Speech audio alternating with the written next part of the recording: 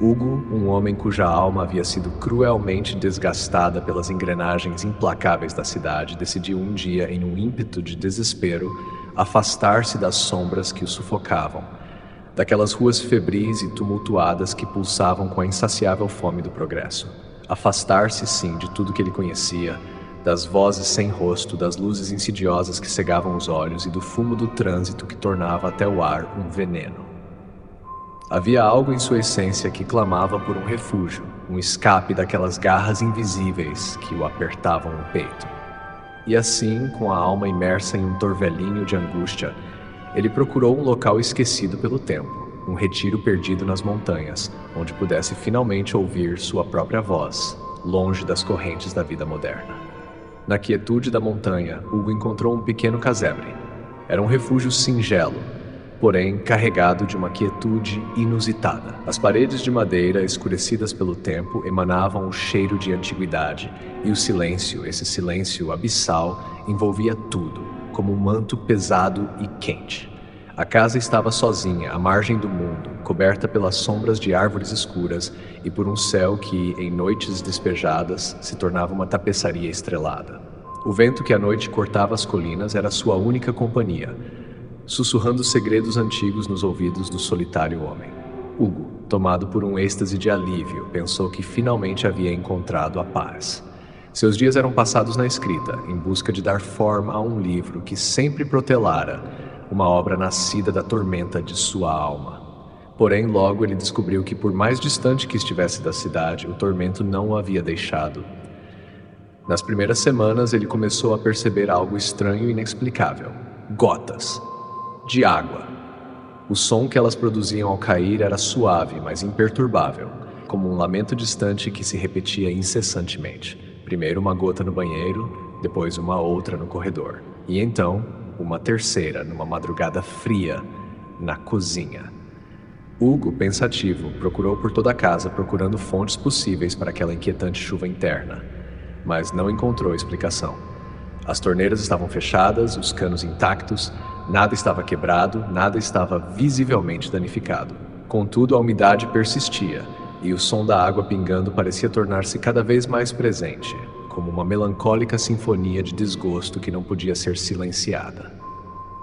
O som das gotas escorrendo pelas paredes, a madeira que rangia, o frio nas extremidades da casa, tudo isso se tornou um presságio para Hugo. A cada novo pingo, uma sensação de inquietação tomava conta de seu peito, como se a casa, de alguma maneira, soubesse mais sobre ele do que ele mesmo. Era uma presença constante, uma lembrança persistente daquilo que ele tentava fugir.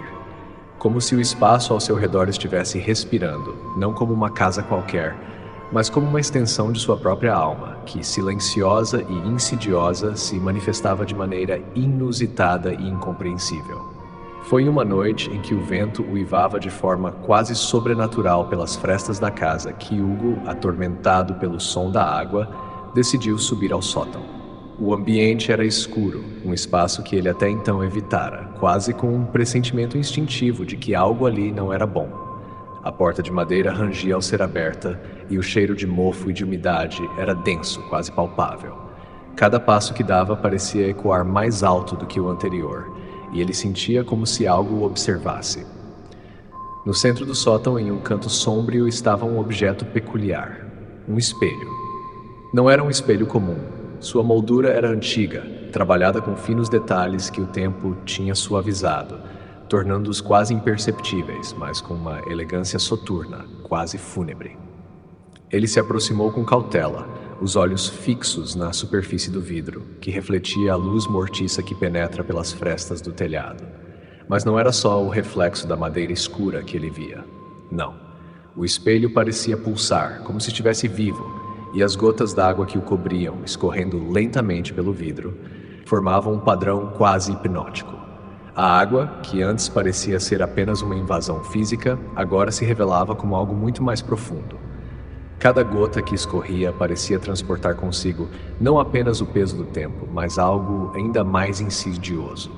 O peso das próprias emoções de Hugo, que ele havia sufocado por tanto tempo. Ele olhou mais de perto e viu com horror e surpresa que as marcas das gotas não eram meras manchas de umidade, mas uma representação da dor que ele nunca permitiu que emergisse de sua alma. O reflexo no espelho não mostrava apenas seu rosto cansado e abatido, mas as sombras de suas lembranças mais dolorosas. Ele viu-se jovem novamente, perdido nas promessas quebradas do passado. Viu o olhar de uma mulher que, com o tempo, se desfez em memória. Viu as cicatrizes invisíveis que ele se recusava a enfrentar e as lágrimas que nunca havia deixado cair.